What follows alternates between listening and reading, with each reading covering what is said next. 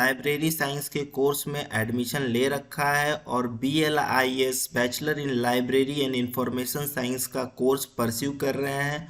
आज हम अपने इस वीडियो लेक्चर में देखेंगे कि वो BLIE 228 का पार्ट 2 का असाइनमेंट किस तरह से उन्हें बनाना है और उस असाइनमेंट को कैसे बनाना है। उस सॉल्व असाइनमेंट को हम आज अपने इस वीडियो लेक्चर में देखेंगे। तो आप देख सकते हैं कि जो हमारा 228 का पार्ट 2 है उसका जो फर्स्ट क्वेश्चन है उसमें दिया है कि arrange the following given bibliographical information using the 7th edition of MLA standard. यानी कि इसमें एक आप देख सकते हैं बुक की बिब्लियोग्राफिक रिप्रेजेंटेशन दे रखी है जिसमें ऑथर, टाइटल, सब title, name of publisher, place of publication, year of publication और ISBN नंबर दे रखा है। और कह रहा है क्वेश्चन में कि हमें इसे MLA स्टैंडर्ड के तहत इसकी साइटेशन करनी है। देखिए MLA स्टैंडर्ड क्या होता है। MLA स्टैंडर्ड होता है मॉडर्न लैंग्वेज, MLA का फुल फॉर्म होता है मॉडर्न लैंग्वेज एसोसिएशन। यह एक तरह का साइटेशन प्रोसेस होता है। साइटेशन प्रोसेस कह लीजिए तो इसका मतलब ये कि ये एक तरह के लिखने की प्रक्रिया है या फिर प्रणाली है कि किस तरह से लिखा जाएगा। जब हम कोई रिसर्च वर्क करते हैं या कोई किताब लिखते हैं तो उसमें जब कंटेंट डालते हैं तो वो अलग अलग जगहों से लेते हैं। तो वो कंटेंट हम कहाँ से लेते हैं और किस जगह से लेते हैं, कौन से आर्टिकल से लेते हैं, कौन से न्यूज़पेपर से लेते हैं, कौन से वीडियोस से लेते हैं, उन सब का डिस्क्रिप्शन हमें उस रिसर्च पेपर के लास्ट में लिखना होता है। तो उसको लिखने का एक प्रोसीजर होता है, उसी प्रोसीजर को हम MLA स्टैंडर्ड कहते हैं, यानी मॉडर्न लैंग्वेज एसोसिएशन एक साइटेशन स्टैंडर्ड है जिसके तहत हम लिखते हैं। तो हम अब अपने क्वेश्चन में देखेंगे। क्वेश्चन 1 का जो पार्ट ए है कि एक बुक का बिब्लियोग्राफिक डिस्क्रिप्शन है जिसका हमें MLA स्टैंडर्ड का 7th एडिशन के तहत साइटेशन करना है। तो हम इसका आंसर देखिए, यहाँ पे लिखा हुआ है ब्रूस हैरी। पहले हम ऑथर का नाम लिखते हैं। देखिए इसके एक रूल्स होते हैं जिनके रूल के तहत काम करते हैं। अगर बुक है तो बुक का एक साइटेशन रूल अलग होगा, जर्नल है तो उसका साइटेशन रूल अलग होगा, कोई आर्टिकल है न्यूज़पेपर का उसका साइटेशन रूल अलग होगा। मतलब अलग अलग चीज़ों के अलग अलग रूल्स और मेथड के तहत इसका हम MLA स्टैंडर्ड यूज़ करते हुए साइटेशन करते हैं। तो अपने हम इस क्वेश्चन में देखेंगे इस बुक का जो बिब्लियोग्राफिक रिप्रेजेंटेशन है उसका हम देखते हैं आंसर कैसे हम लिखेंगे। देखिए पहले हम लिखेंगे हैरी ब्रूस। आप देख सकते हैं ऊपर ऑथर का नाम है हैरी ब्रूस, उसमें 4 ऑथर हैं, रे फीडल, पीटर इंगर, प्रेटी वैकरी, जो भी 4 ऑथर्स हैं। तो हम यहाँ पे पहले ऑथर का नाम लिखते हैं ब्रूस हैरी। ब्रूस हैरी का नाम लिखते समय हम पहले ब्रूस पहले लिखेंगे, फिर कॉमा लगाएंगे, फिर हैरी लिखेंगे और कॉमा लगाएंगे। उसके बाद हम लिखेंगे ETAL, उसके बाद हम फुल स्टॉप लगाएंगे। देखिए ETAL हम इसलिए लिख रहे हैं क्योंकि यहाँ पे आप देखिए ऊपर ऑथर 4 हैं और हमने एक ऑथर का नाम लिख के ETAL लिख देंगे क्योंकि चारों ऑथर का नाम नहीं लिखेंगे। अगर 3 से ज़्यादा ऑथर हैं तो उनका नाम लिखने के बजाय आप ETAL लिख सकते हैं। ये साइटेशन रूल है। ETAL का जो मतलब होता है वो एक लैटिन वर्ड है जिसका मतलब होता है एंड अदर्स, यानी और भी, यानी ब्रूस हैरी एंड अदर्स इसका मतलब हो जाएगा।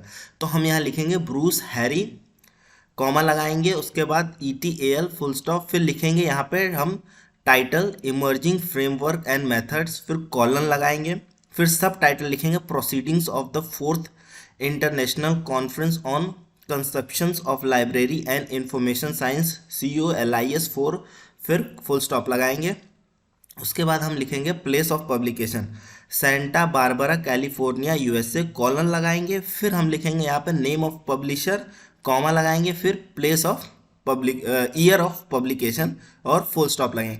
देखिए ये एक साइटेशन रूल MLA स्टैंडर्ड के तहत था जिसके तहत मैंने इस आंसर को पूरा लिखा है और इसी रूल्स को इस्तेमाल करते हुए आपको सारे आंसर्स लिखने हैं। और एक इम्पॉर्टेंट चीज़ जो आपको ध्यान देनी है, देखिए जो मैंने जितने भी इटैलिक में मैंने जितने भी वर्ड लिखे हैं, जैसे कि जो टाइटल और सब title emerging framework and methods proceeding of 4th international conference on conceptions of library and information science COLIS 4, ये मैंने इटैलिक में और अलग कलर से इसलिए दर्शाया है क्योंकि आपको भी जब आप अपने A4 शीट में जब ये असाइनमेंट बनाएंगे तो इसको आपको अलग कलर से या फिर अलग पेन से लिखना है या फिर उसको अंडरलाइन कर देना, मतलब ये आपको अलग से उसे हाईलाइट करना पड़ेगा, उसे हाईलाइट करना पड़ेगा ताकि एग्जामिनर को ये समझ में आए कि ये चीज़ें टाइटल और सब टाइटल हैं। ये एक मेथड रूल है जिसके तहत आपको ये करना ही पड़ेगा, तभी आपको मार्क्स मिलेंगे। अब हम अपने अगले क्वेश्चन पे चलते हैं, देखते हैं। देखिए बी जो है चैप्टर इन अ बुक, ये एक बिब्लियोग्राफिक रिप्रेजेंटेशन है। चैप्टर इन अ बुक यानी बुक के एक चैप्टर का बिब्लियोग्राफिक रिप्रेजेंटेशन। अब इसके अलग रूल्स होंगे साइटेशन के, इसमें भी ऑथर, टाइटल, सब टाइटल ऐसे करके लिखना होता है। आप सीधे आंसर देखिए, इसको एज इट इज़ लिख दीजिएगा। और यहाँ पे भी आप ध्यान रखिएगा, ये जो मैंने कॉलन के अंदर ब्लू कलर से इटैलिक में editing and presenting the indexing लिखा है, इसको आपको हाईलाइट करना है अपने पेपर पे, या तो अंडरलाइन करिए या अलग पेन से लिखिए, ये आपकी मर्जी, आप कैसे उसको अलग दर्शाएंगे वो आपको अपने हिसाब से करना है। तो ये काम ज़रूर करिएगा इसको लिखने। और जहाँ भी कॉमा और फुल स्टॉप और कोलोन लगे हैं उनको बहुत ध्यानपूर्वक उसको लगाइएगा, क्योंकि ये साइटेशन रूल एमएलए स्टैंडर्ड के तहत लगे हैं, इसलिए इनका ये बहुत ही इम्पोर्टेंटली ध्यानपूर्वक लगाइएगा, तभी ये आंसर कंप्लीट होगा। उसके बाद हम देखेंगे थर्ड आंसर, जो आपका वीडियो है। ये वीडियो का एक बिब्लियोग्राफिक रिप्रेजेंटेशन है जिसमें आपको creator name, title of video, uploaded by, day, month, year और उसका यूआरएल दे रखा है। इसका भी आपको साइटेशन देखिए हमने आंसर में कर दिया है, इसको सेम एज इट इज़ लिख दीजिएगा। इसमें भी library staff colon roles and responsibilities, इसको जो मैंने इटैलिक में और अलग कलर से लिख के रखा है, इसको भी आपको अलग तरीके से इसको दर्शाना है। वो आप अपने हिसाब से कैसे दर्शाएंगे वो अब आपकी जिम्मेदारी है, वो अपने A4 शीट पे लिखते समय उसे अलग तरीके से हाईलाइट कर लीजिएगा। इसके बाद हम देखेंगे कि आपका फोर्थ जो डी जनरल आर्टिकल, इसका एक बिब्लियोग्राफिक रिप्रेजेंटेशन दे रखा है। इसको हम आंसर डी देख सकते हैं। ये यहाँ पर मैंने इसको भी एमएलए स्टैंडर्ड के तहत इसको साइटेशन इसकी कर दी है। आपको इसे सेम एज इट इज़ लिख देना है, जहाँ कॉमा फुल स्टॉप जो जैसे लगा है सेम लगाना है और लिख देना है। उसके बाद आप यहाँ पे देख सकते हैं bibliometric analysis of the corona virus research publication data before and after the outbreak of covid colon a comparison. इसको आपको अलग पेन से दर्शाना है या फिर अलग अंडरलाइन करना है, जैसे भी करना है वो आपको करना है। यहाँ पे भी ये करना है। देखिए ये दर्शाना बहुत ज़रूरी है, अलग पेन से और अलग कलर से, चाहे जिस भी तरीका अपनाएं आप, वो आपका अपना मेथड है। इसको आपको अलग तरीके से दर्शाना, हाईलाइट करना पड़ेगा, तभी आपको मार्क्स मिलेंगे। उसके बाद हम देखते हैं, देखिए इसमें सेकंड क्वेश्चन जो है, prepare an indicative abstract of the below mention text in not more than 50 words. देखिए यहाँ पे एक दो पैराग्राफ दे रखे हैं, an introduction to knowledge management के बारे में डिस्क्रिप्शन दे रखा है, दो पैराग्राफ दे रखा है और कहा गया है कि आपको इसको कंसाइज करके एब्स्ट्रैक्ट फॉर्म में लिखना है 50 वर्ड्स में, यानी कि 50 वर्ड्स में आपको इसको कंसाइज कर लेना है, छोटा कर लेना है। अब इसको आप पढ़िए अपने देखिए इसका आंसर मैंने इसलिए नहीं लिखा है क्योंकि अगर मैं इसका आंसर लिख दूंगा तो आप सब वही कॉपी कर लेंगे और सबका आंसर एक होगा तो मार्क्स कट जाएंगे। ये चीज़ें बहुत ही बेसिक चीज़ है, ये आपने हाई स्कूल 12th में भी पढ़ा है, तो ये आप खुद से भी कर सकते हैं कि इसको पढ़िए और इसको छोटा करके आपको कंसाइज करके 50 वर्ड में लिखना है। ये बहुत सिंपल सी चीज़ है, इसको आप खुद कर सकते हैं, तो इसको आप खुद करेंगे।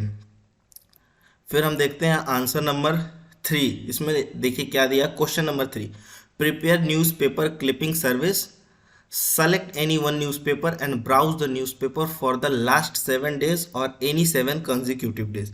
देखिए यहाँ पे 3 टॉपिक्स दे रखे हैं, new education policy 2020, Russo Ukrainian war और थर्ड टॉपिक है इंडियाज फॉरेन पॉलिसी। इन 3 टॉपिक पे आपको न्यूज़पेपर की कटिंग्स इकट्ठा करनी है। वो कैसे करेंगे, देखिए अगर आप न्यूज़पेपर, पहली बात तो आप डिसाइड कर लीजिए कि किस न्यूज़पेपर, अगर ऐसा नहीं है एक ही न्यूज़पेपर चुनिएगा। अगर आपने जैसे कि द हिंदू न्यूज़पेपर चुन लिया है या, तो फिर सारे तीनों टॉपिक उसी से काटिएगा, तीनों टॉपिक की न्यूज़पेपर क्लिपिंग उसी से रखिएगा।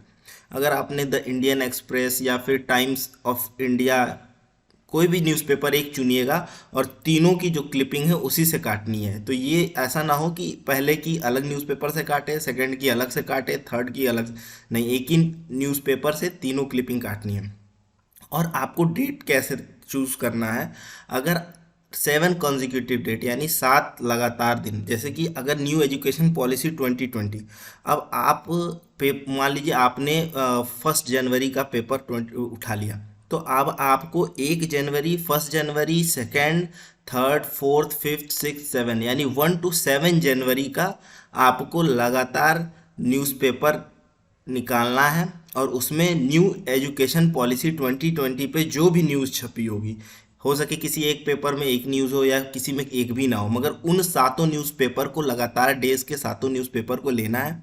उसमें जितनी भी न्यूज़पेपर छपी होगी उसकी क्लिपिंग काट के आपको लगानी है एक पेपर पे।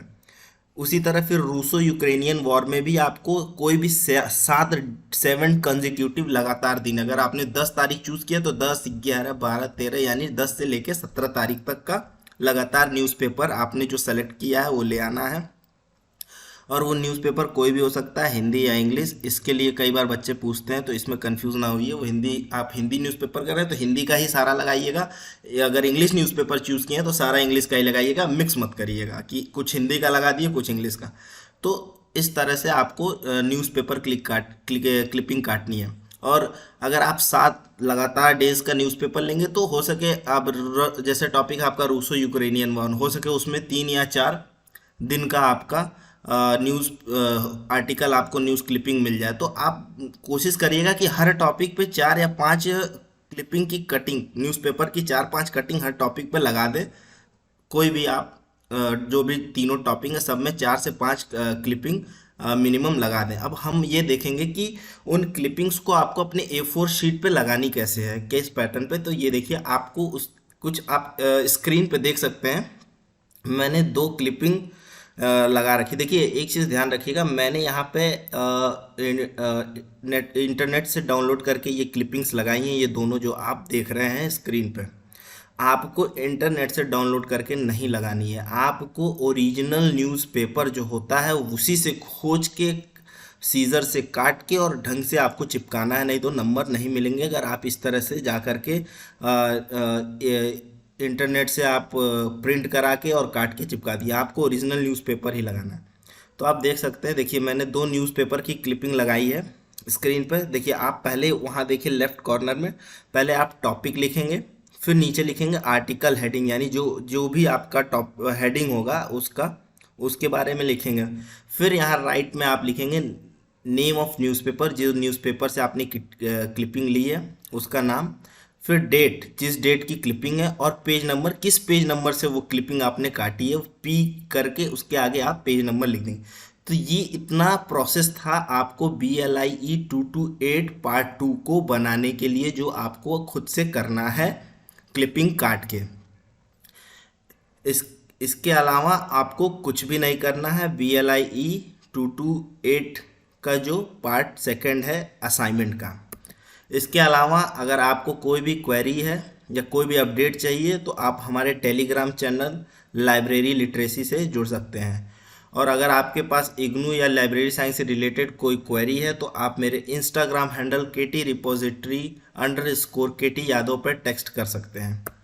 और अगर आपको BLIS या CLIS की असाइनमेंट की आवश्यकता है तो आप हमारे नीचे दिए हुए व्हाट्सएप नंबर पर कॉल कर सकते हैं, और आपको हमारी तरफ से BLIS के कंप्लीट असाइनमेंट दिए जाते हैं with BLIE 227। Stay connected, follow all our social media handles and subscribe our channel KT Repository। इसके अलावा अगर आपने इग्नू में BLIS या CLIS में एडमिशन ले रखा है तो आप हमारे चैनल KT Repository को सब्सक्राइब कर सकते हैं, क्योंकि आने वाले समय में हमारे चैनल पे इग्नू के स्टडी मटेरियल के हर एक चैप्टर, हर एक यूनिट के unit wise video lectures upload किए जाएंगे, जिसको आपको पढ़ के एग्ज़ाम्स में आप बहुत ही आसानी होगी एग्ज़ाम्स देने में। तो आप हमारे चैनल KT Repository को सब्सक्राइब कर सकते हैं। Stay connected, thank you.